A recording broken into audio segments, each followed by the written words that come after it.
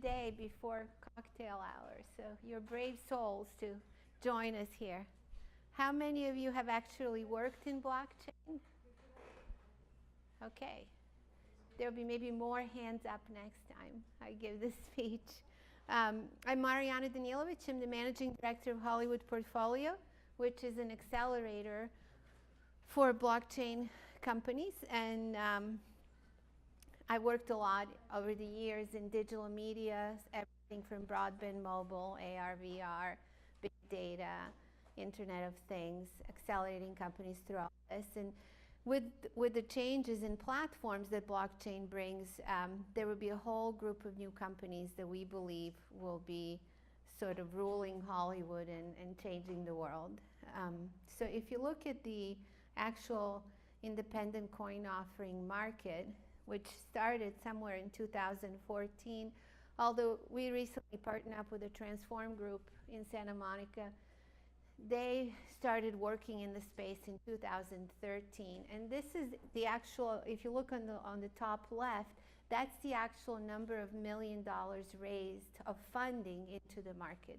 Once there's funding in the market happens, and we develop a whole bunch of new wonderful technology that serves a lot of different consumer needs. So even by mid-2016, there was only about $200 to $300 million raised into the entire independent coin offering market. And then in 2017 is where everything started to happen. By mid-2017, we went into billions. And this only runs through March of 2018. There were about $9 billion raised already this year, and some really big raises, right? So that's kind of what's really interesting.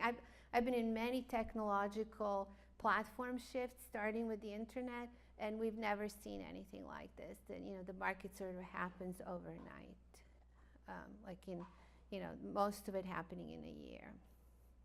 So these are some of the largest raises. These are top 10 ICOs to date. As you can see, they're changing a lot of things we've been discussing today by changing the platform and the way that actually some of the IoT contracts and payments are processed. How are the encrypted messaging? There was a messaging presentation right before me about this. There's a whole companies trying to change that space. Many companies changing the entertainment space. Many companies changing the API space and how that's all done today.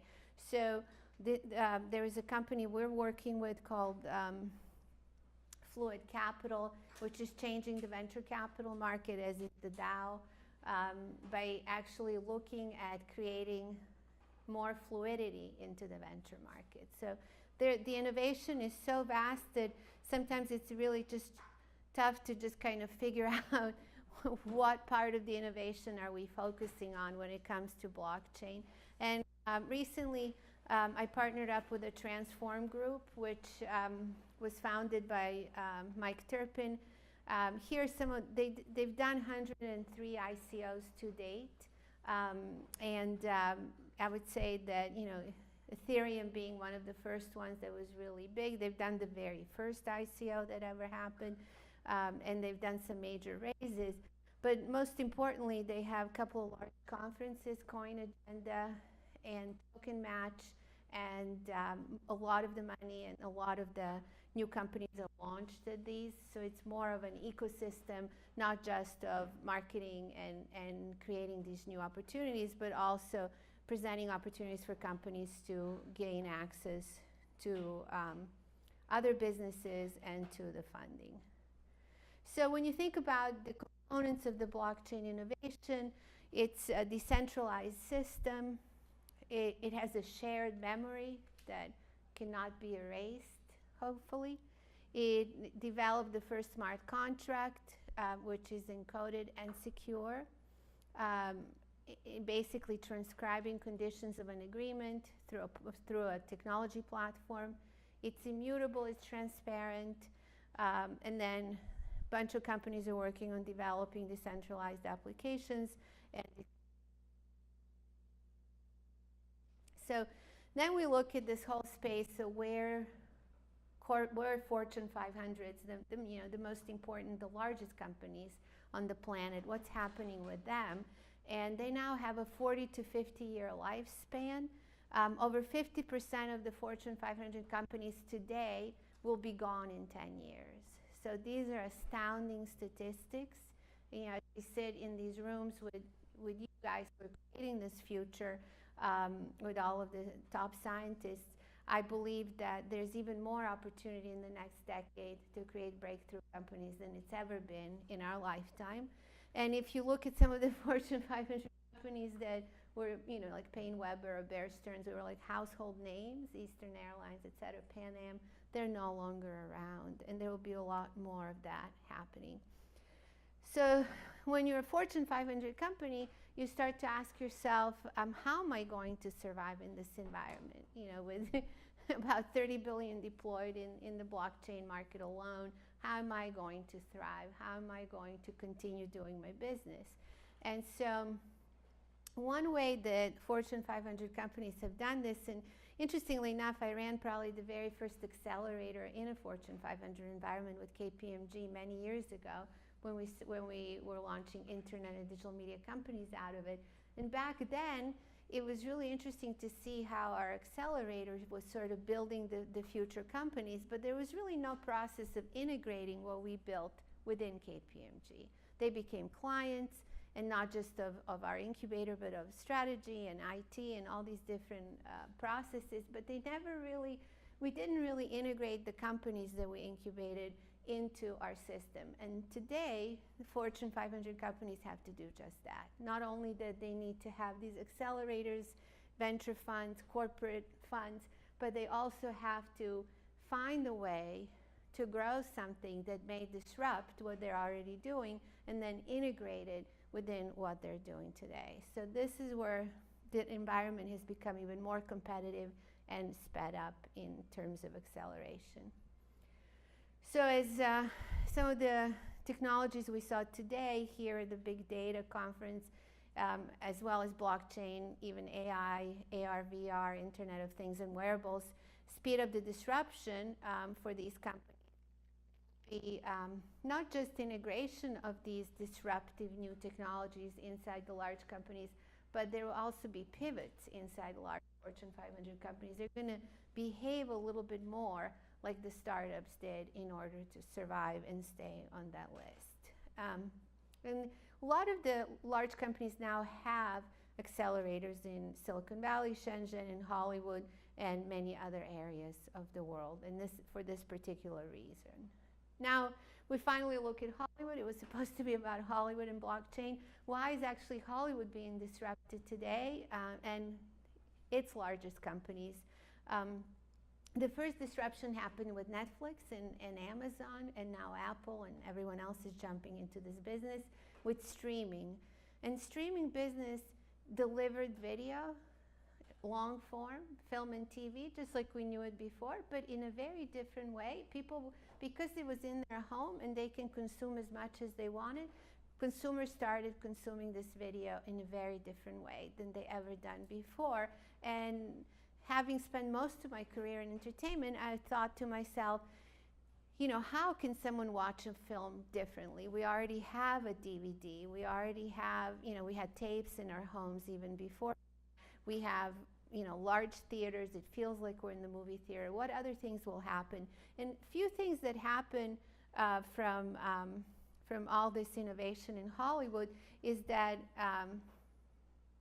that Hollywood companies started, that consumers started changing their behavior. And so basically, the binge watching of television didn't exist as a phenomenon. That's recent. That's with streaming companies kind of taking over the marketplace. And because of that, because there's change in consumer behavior, and television's now a popular form, much more popular than film was. When I first started in the business, everybody wanted to be in the film business. Now everybody wants to be in TV. It's more profitable. You get more exposure to the consumers. You have a better relationship. You tell longer stories. There's just a lot more going on with television. You can tell longer stories, and you can continue that relationship with all of your characters that you couldn't do with film. And so now most A-rated Hollywood movie stars have lucrative television deals. But additionally, Apple, Facebook, Twitter, and Google all jumped into original television and film production. So that's a fundamental shift in Hollywood. If you just think back even 4 years ago, there was only about 240 television shows produced. This year it's 1,000.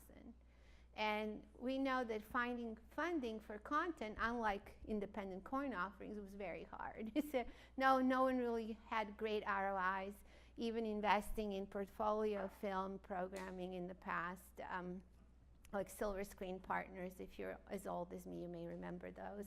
They didn't do quite well, right? So now the question is, who's going to be funding all of this programming? Netflix spent $6 billion this year, announced on television and film programming. Amazon 4.5, moved to Culver Studios, which used to belong to Sony. Hulu 2.5, Apple $1 billion, and these numbers are just going up, as we speak here. So, in addition to 1,000 scripted original television series being produced in 2018, the film business has been flat and has been very polarized. So now you're just looking at a few really big tentpole summer movies that everyone is spending on, and not as many products being produced. And if you have successes with those, the film business is going to be okay this year, and if you don't, you may tank that particular part of the business. So if you look at the total marketplace, the consumers are getting very fatigued with the accessibility of programming. There's just an overwhelming amount of things to choose from. Even on Netflix alone or Amazon alone, it's hard to figure out what to watch. And there's data that shows that people are getting, that they're actually devoting any time to their favorite shows like they did in 2014. And about half of the US viewers said that there are too many television shows to choose from, and it's difficult to actually know where to start and how to find what you want.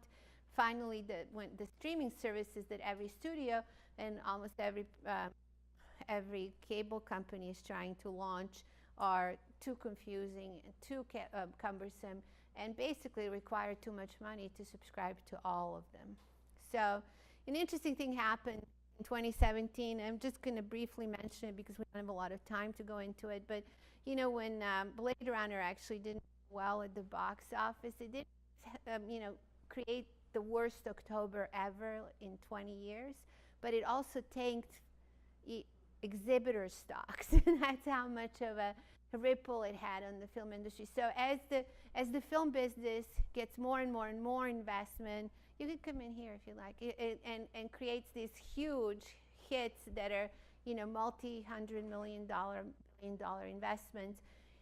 Trying to get an ROI on them gets more and more difficult and becomes more of a hits-driven business than it has been even in the past, which makes it a very challenging business to deal with. Then there's some few very interesting AI applications in Hollywood. I'm just going to scan through these. IBM Watson creating the trailer using AI. I know there's a lot of discussion about IBM Watson at this conference the first time I was at it in last year, so I just thought you might be interested in that. That Watson learned the trailer making business by being fed about 100 other similar trailers, got into scenes, and then analyzed the data, and based on a few criteria, including visuals, audio, and emotions, that would make this trailer work. And finally, the entire 90 minutes was, created a 6-minute trailer. So and then they still had to have a human finish this. Interestingly enough, there's a company I've been talking to since CES to kind of help them. They're moving right along. They're from India. On the fly create these trailers. I mean, they can create from AI. They can create any face for sort of A and B ads in advertising, but fairly soon they're going to be able to create the cutting of the film or searching through and basically creating their own scenes, compiling them. So I think the AI is definitely going to change the way we produce, distribute, and definitely do post-production. Adobe and Beckman Institute have created different backgrounds in digital imagery where they're able to like change the background in a film and change the imagery. Early days, however, it's going to definitely change the way that we produce and then do the post-production. And then clearly the area of data management services has been most innovated over the years, as most companies that come into Hollywood and say, how can we actually make a difference in Hollywood? Well, we should be able to create order out of chaos of, you know, all the different assets, digitized, ordered, encoded, you know, basically vaulted in the right way and then used in the right way. So Velosa Movie Finder has metadata from 140,000 movies, and a bunch of other players in that space that are trying to optimize both film workflows and OTT workflows. So Tangent.ai is the company I'm talking about from India. They can create people's faces using AI for A and B testing, and they already are using that, but they're in the process of doing the video. So there are many areas of this industry that have already been shifted, but not in the right direction. And so with Netflix and Apple and Amazon, you know, kind of taking over the scene, there's a lot more work for everyone, but unfortunately the work is more work for hire, almost like employment, versus sort of sharing in the upside of creative production. This is something that I would say companies I've been working with have always tried to do, which is really create a way of compensating creators, you know, for their creation, and that has not happened to date. So there are many issues relating to this, and then the second area is issues relating to consumers. So the very first one is consumers' ability to access content, discover the way to discover content, afford it, have, you know, access to the right content at the right time. So all of these things are going to be driving proliferation of new companies into place. Producers' ability to participate in intellectual property ownership is probably the biggest issue we have, which is gone from being, you know, a studio deal where you had some upside that was very hard to discern and calculate. And I used to work on those deals in greenlighting films at Columbia and TriStar, and it just didn't seem that creators got, you know, accurate even accounting of what's going on those deals, and therefore, you know, payment. So I think a lot of the blockchain companies are trying to solve this. I'm on the board of advisors of VarCrypt out of New York. They're creating a platform that would distribute film, television, VR, AR, music, so all forms of content. And their goal is to give 90% of the revenue to the creators, because there is no intermediate players in that whole chain anymore. Another issue is producers' ability to engage consumers in the production, distribution, and marketing. Some of this has already happened with influencers. You know, they promote brands and sometimes they'll get engaged with programming as well. But again, the influencers are not being compensated in the models that we have today, and there's quite a few blockchain companies trying to solve this. This is Zen Network here in LA is working on it. Transform Group works with a bunch of companies in this space that are basically just trying to figure out a way to compensate you as an influencer consumer, in essence, for your participation in influencing a purchase. I work with a company out of Atlanta called Yayo that's allowing consumers to actually capture product, whether they're walking down the street with a cell phone and capturing a product and then putting those links and promoting it and getting paid for that, or whether they're just watching television or Netflix and seeing a product that they like, basically show marking it, if you like, and then promoting that to their influencer community and getting paid for that. So in essence, they're going to allow anyone to participate in commerce and be compensated as they want to. So that's another issue that will be solved, not just in entertainment, but I think in consumer marketing and commerce. Tracking of ownership and profit participations, very hard to do today. Another issue that the companies are solving in the blockchain space, an ability to distribute content to an engaged audience. Now that we have consumer data, which is sorts of big data, and most of you are experienced big data scientists, that data has really never been used to help this process along, and there's just quite a bit of work to be done there.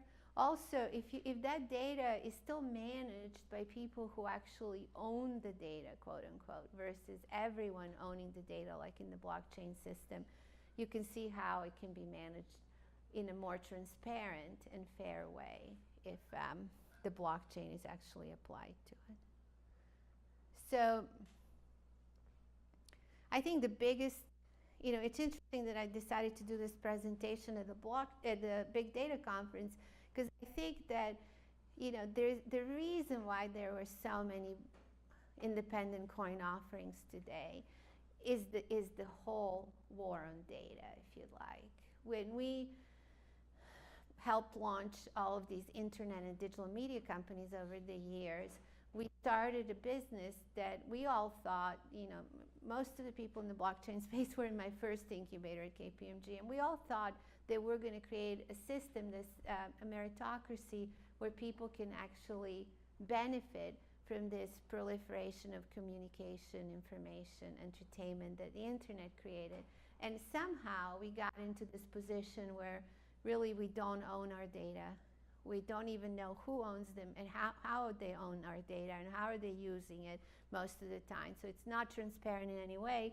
And I think that the blockchain movement got to be as fast partially because of what's happening.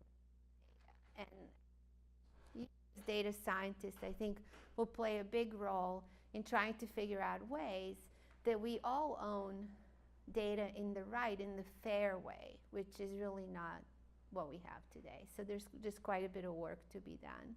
And with the entertainment business, that data ownership and engagement through the data ownership would actually create a big difference for the companies that succeed in this space.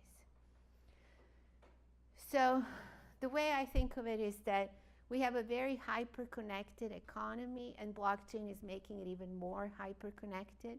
And the crowdsourcing is that practice of engaging a crowd for a common purpose or goal. It can be optimally applied to business innovation, problem solving, efficiency. We've done this in our teams and groups in college and in graduate school, trying to solve problems.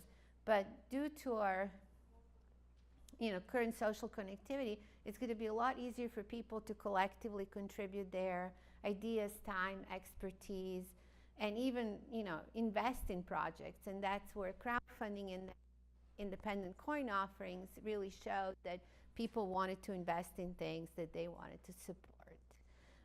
So finding the crowd that cares about your project, whether it's a film, television, your story, it's kind of the way where the entertainment business will benefit from this shift in technology. And then enabling and retaining consumers through this process by allowing them to be in charge of what they want to watch and how they want to watch it, and have sort of a say in how they're getting their content they care about. Almost, I would say, this creation of ambassadors and sort of signing people up to sort of be part of your movement is going to be prevalent in entertainment, but also in many other businesses. And I think the blockchain is going to help that, because it allows people to feel like to actually see and feel that they're part of the whole process. I don't know if you heard of VidAngel.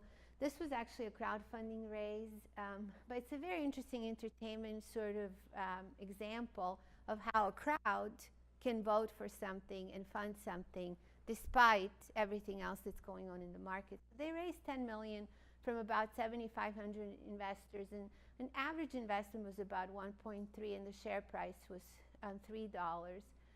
So the very interesting thing was that they basically created a platform to do something that's illegal according to the regulations right now, which is editing film and television programming and taking offensive scenes that they thought were offensive out of the programming. And they went to the consumers that actually cared about that. You know, they didn't want their kids to watch those kinds of shows, etc., and raised the $10 million. They got sued by all of the studios right after the raise, and lost.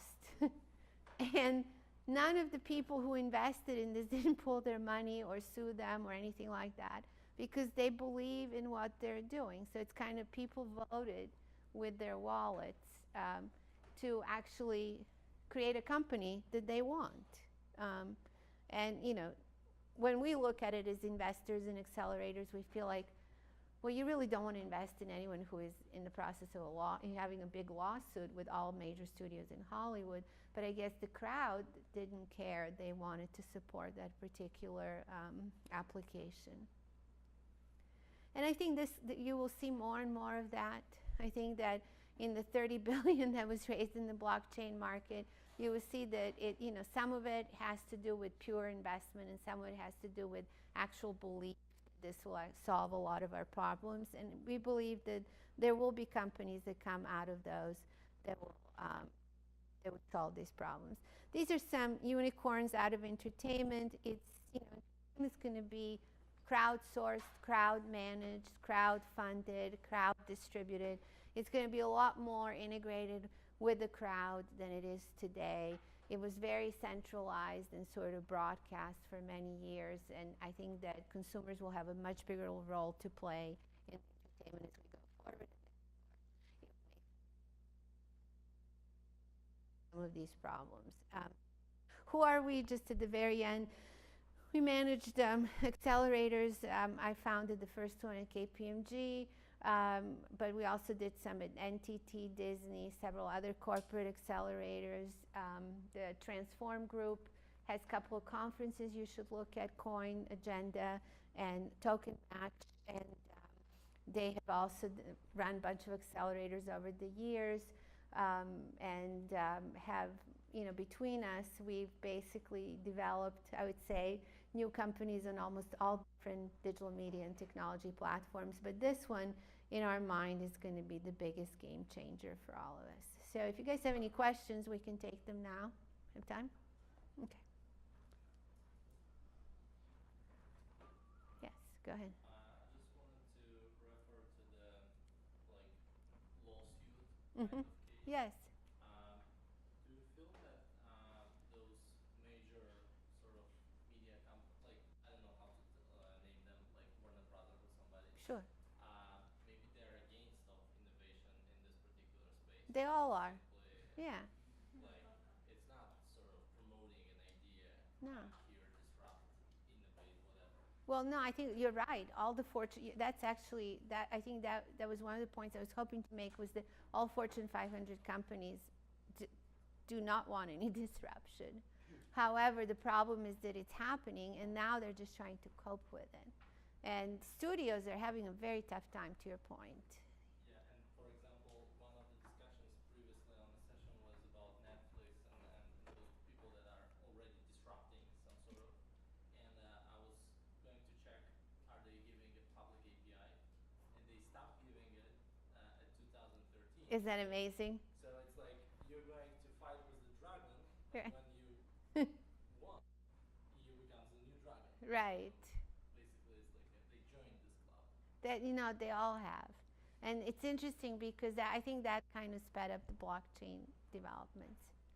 You guys had a question back there? Yes, go ahead. Yeah, this is more asking for opinion than Yeah. than original question about what's going on. I'm not really familiar with the landscape in Hollywood, but from your saying that the Fortune 500 company in entertainment may oppose to this disruption if something would apply to entertainment, right? I would like to know if you have some kind of picture or some like speculation whether if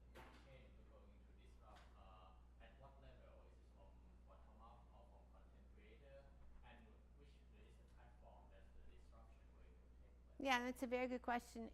I believe it will be from, okay, so I believe it will be platforms that disrupt it first. And the reason for that is that if you look at the business is about funding and then producing and distributing and marketing. Funding, distributing, and marketing kind of drive what gets produced, right? And that may change, but at the moment, there are a bunch of platforms we're working with and that I've already seen that are disrupting the funding process, right? And bunch even more disrupting the actual distribution process, right? And marketing.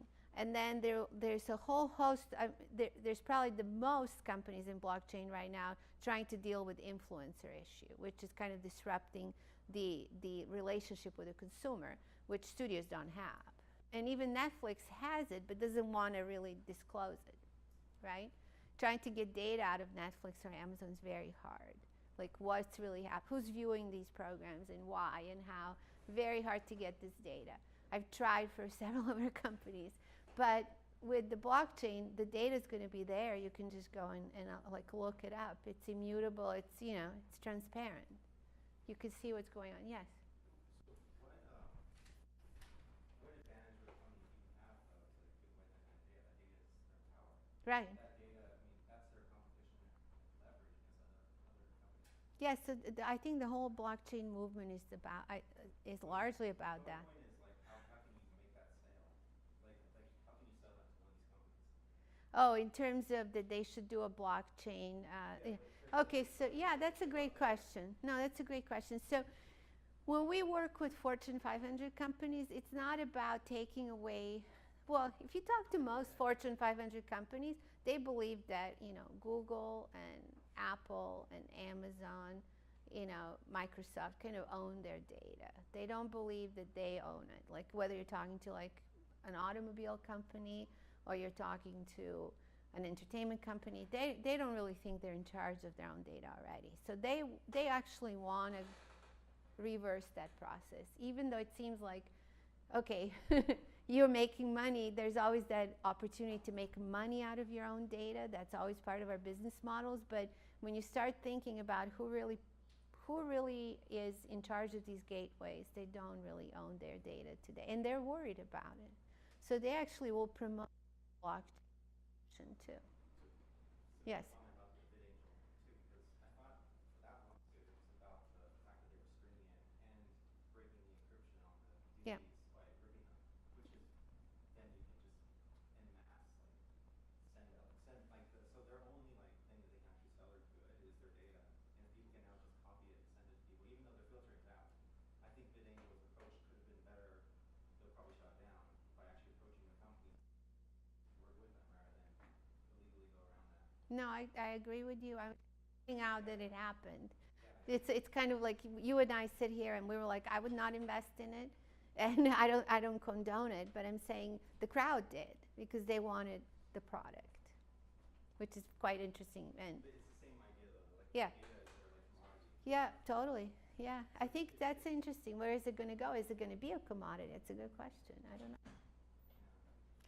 Go ahead. Is it a lot of this going to change as we start to kind of align with GDPR here in the United States, where part of that is you have complete control to take 100% of your data from one company to the other company? So I could share everything that I do with Netflix, with Hulu, if I decided to, according to GDPR.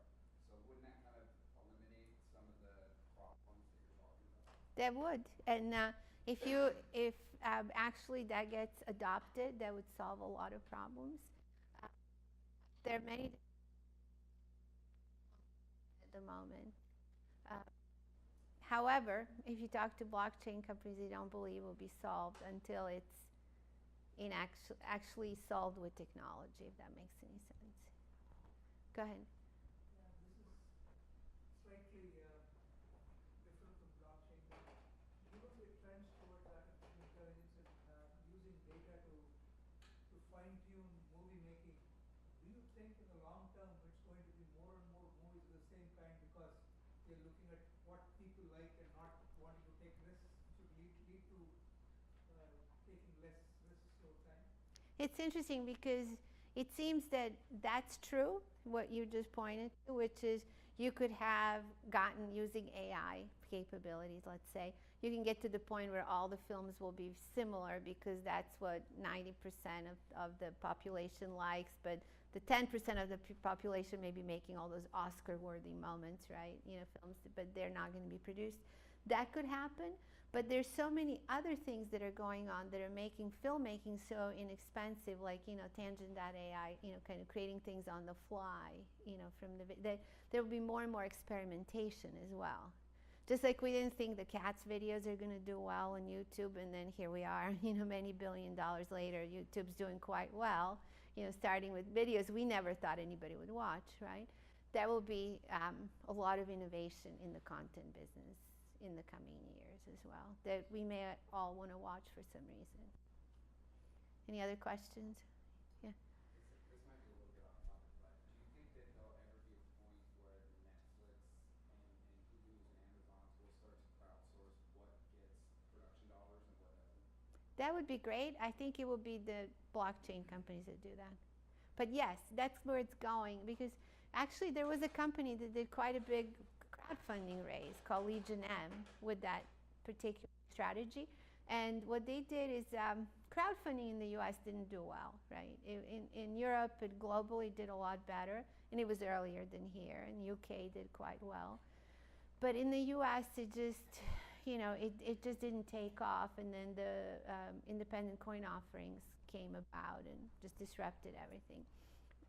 So that said, in 2016, 2015 Reg CF got approved, 2016 Reg A+, and there was a company called Legion M that went through the first raise. In Reg CF, you could have raised at that time $1 million from the crowd. And their pitch was, they went to Comic-Con and said, we're going to create an entertainment company for the people, by the people, with the people, and crowdsourced, just as you described it. They raised the full $1 million on a crowdfunding, which was very hard to do at that time. People didn't even know what crowdfunding was, right? And then a year later, they went out, and on the same pitch, they raised another 1.7 with Reg A+. And then they just literally put on the website that they're just raising money for the rest of the time, building a next generation Hollywood studio that's crowdsourced. So there's quite a few examples in crowdfunding that were actually successful entertainment launches. But I think they're not going to be as big as the ones we're going to see from blockchain. Yeah, good questions. Any more questions today? Yes. Just a question. So once the blockchain, supposing, let's take an example that blockchain is well adopted and there are a few companies that do it, what is going to prevent the companies from turning around and having ownership of the data and then creating some kind of... It's decentralized ledger. So it's transparent and immutable, so anybody can go and audit it. So it's like if you know, when you come to a company and you have to audit their books, and they may give you books, they may not. They may give you all of it or not. Here it's basically there. It's in the code, so can be changed. It has memory, collective memory. It's keeping it immutable, and it's transparent, so anybody can view it. So that's why it changes the ownership of data issue. Good question. Yes? So I have a 13-year-old son who doesn't watch any long format, right? All he does is just make his own content and watch short format videos on YouTube, right? Yeah. So how does blockchain factor into user-generated content short format? I don't think, I haven't seen any company working with that yet. I've seen companies trying to create ways for influencers to monetize their influence, if you'd like, including content, which is somewhat short form at that point. But I haven't seen anyone attacking sort of the you know, webisodes, if you'd like. But there was a raise, there's a company that raised about $1 billion called Net TV that will actually look at that space, run by Meg Whitman and Jeffrey Katzenberg. Yeah. So I think that's probably going to spur up a whole bunch of new companies entering there because those would be short format. Well, I really want to thank you for coming and staying with us till the bitter end. Thank you.